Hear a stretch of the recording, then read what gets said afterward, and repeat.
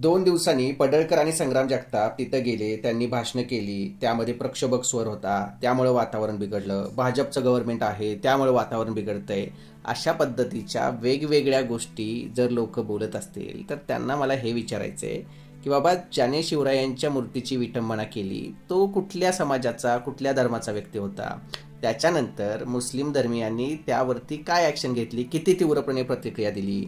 आता तुम्ही भाजपचं, पडळकरांचं, जगतापांचं किंवा आत्ता असणाऱ्या गव्हर्नमेंटचं बोलायला गेला तर त्यांना जे अपेक्षित आहे ते करणारच. पण आता तुम्हाला माहिती आहे की गव्हर्नमेंट अशा टाईपचं करताय, असं विरोधक नेहमीच आरोप लावत असतात ना. गव्हर्नमेंटची अशी पद्धत आहे की त्यांना महाराष्ट्र होरपळत ठेवायचं आहे, महाराष्ट्रात दंगली करायचे आहेत.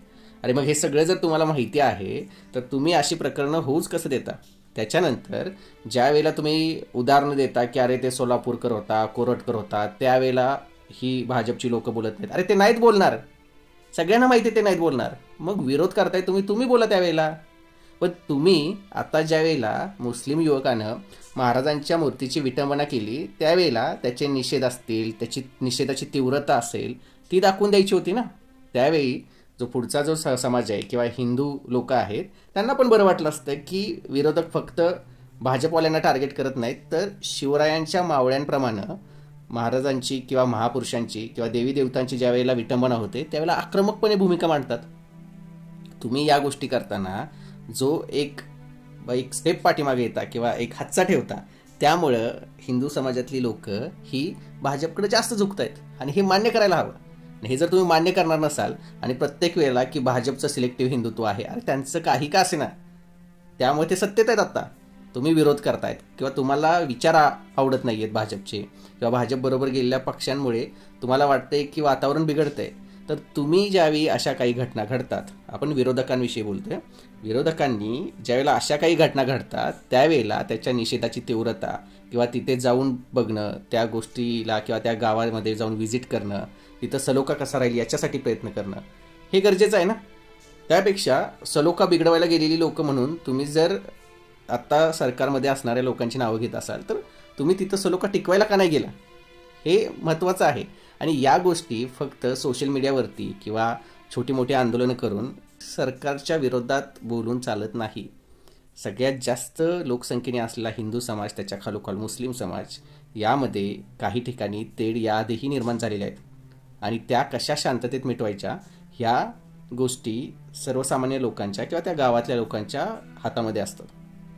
आणि यासाठी जर गाव पातळीवरती किंवा कुठल्या कमिट्यांद्वारे प्रयत्न होत असतील तर ते योग्यच आहे. पण फक्त आपण सरकारमधल्या लोकांना टार्गेट करायचं आणि सरकार असं करते, अरे करतही असतील ते, पण आपण काय करतोय, आपण फक्त विरोध करायचा म्हणून त्यांच्या विरोधात लिहितो का, त्यांच्या विरोधात बोलतो का?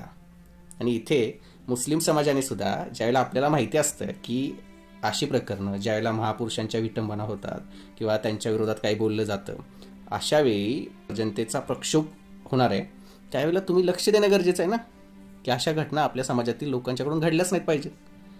आपण प्रबोधन करायला पाहिजे.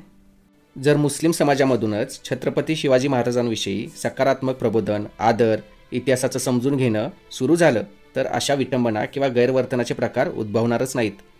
जेव्हा समाजातील चुकीचं वागणं असलेल्या लोकांना त्यांच्या समाजातील सुजाण लोक विरोध करतात तेव्हा त्यांना या प्रकारांना थांबवता येतं. हे प्रतिक्रिया नव्हे तर प्रतिबंधात्मक उपाय ठरतात. शिवरायांविषयी मुस्लिम समाजातूनच आदर व्यक्त झाला की कुणालाही हे मुद्दे वापरून भडकवू राजकारण करता येणार नाही.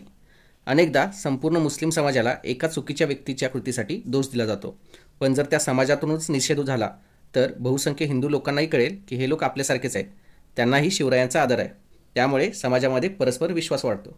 पण ज्यावेळी हाच मुस्लिम समाज असा बोलतो की हा बाहेरून आलेला व्यक्ती होता, त्याने असं केलं, ही लोक माहितीच नाही आहेत कुठून आलेत, त्यांच्यामुळे असं झालं, त्यावेळेला तुम्ही काय करत होता हा प्रश्न पडतो. म्हणून मुस्लिम समाजातून शिवरायांविषयी प्रबोधन झालं तर समाजामध्ये विश्वास निर्माण होईल, अफवा, चितावणी आणि राजकीय वापर थांबेल आणि सर्वात महत्त्वाचं महाराजांच्या खऱ्या विचारांचं आणि एकतेच्या संदेशाचं रक्षण होईल. आपण हे समजून घेतलं पाहिजे की छत्रपती शिवाजी महाराज हे केवळ एका समाजाचे नाहीत, ते सगळ्यांचे आहेत, ते आपले आराध्य दैवत आहेत. जर त्यांच्या मूर्तीची विटंबना होते तर ते संपूर्ण समाजासाठी दुःखद आहे, फक्त हिंदूंसाठी नाही.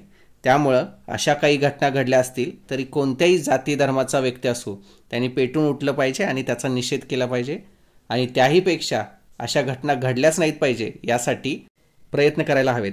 आणि त्याचबरोबर आपल्या धर्मांमध्ये हिंदू मुस्लिम असो किंवा कोणतेही जाती असो त्यामध्ये सलोखा कसा राहील यासाठी गाव पातळीवरती लोकांनी एकमेकांच्या मध्ये प्रयत्न करायला पाहिजे. प्रत्येक वेळी राजकारण्यांना मध्ये आणून किंवा या पक्षाचं गव्हर्नमेंट आहे त्या पक्षाचं गव्हर्नमेंट आहे असं बोलून काहीही फायदा होणार नाही. मित्रांनो, तुमचं याबद्दलचं मत कमेंट करून नक्की कळवा. आमच्या चॅनलला सबस्क्राईब करा.